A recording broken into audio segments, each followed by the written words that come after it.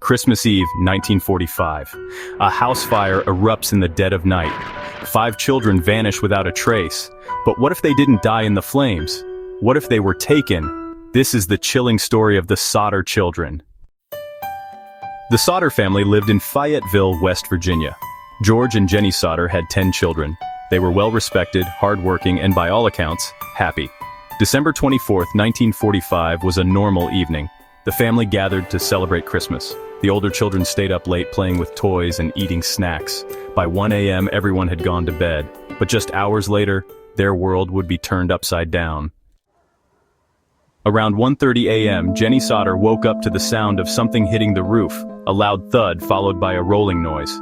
Minutes later, smoke filled the house. The family rushed outside, but 5 of the children, Maurice, Martha, Louis, Jenny, and Betty, didn't make it out. George broke windows trying to reach them, but flames blocked every path. He tried to climb to their room using a ladder, but the ladder was missing. He tried to move his trucks to climb on top, but they wouldn't start. He even tried to fetch water, but the barrel was frozen solid. The fire department didn't arrive until 8 a.m., 7 hours after the fire began. By then, the home was a smoldering ruin. No human remains were found in the ashes. Authorities concluded that the 5 children had died in the fire, but George and Jennie didn't believe it, and they had reasons to doubt.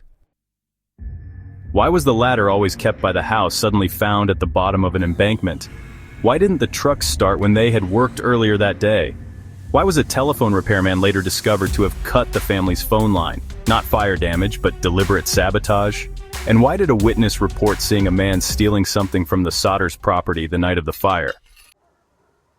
Weeks after the fire, a bus driver claimed to have seen balls of fire being thrown onto the Sodder roof. Another woman said she saw the children peering out of a car's back seat, driven by strangers, on Christmas morning. Years later, a photo was mailed anonymously to Jennie Sodder. It showed a man resembling her missing son Louis, with the message, Louis Sodder. I love Brother Frankie. Illeal boys. A 90132 or 35. Cryptic, disturbing, and never traced. Some believed the fire was set intentionally to silence George Sodder, who had been outspoken about his anti-Mussolini views during a time when many Italian Americans still supported the dictator. Others believed the children were kidnapped, possibly by someone the family knew, but authorities maintained it was just a tragic accident. George and Jennie spent the rest of their lives searching. They distributed flyers, hired private investigators, raised billboards along the highway with the children's photos, and the question, what was their fate? They even excavated the fire site years later, but still found no bones. The family never stopped looking. The case remains one of America's most enduring mysteries. No bodies, no arrests, and no closure.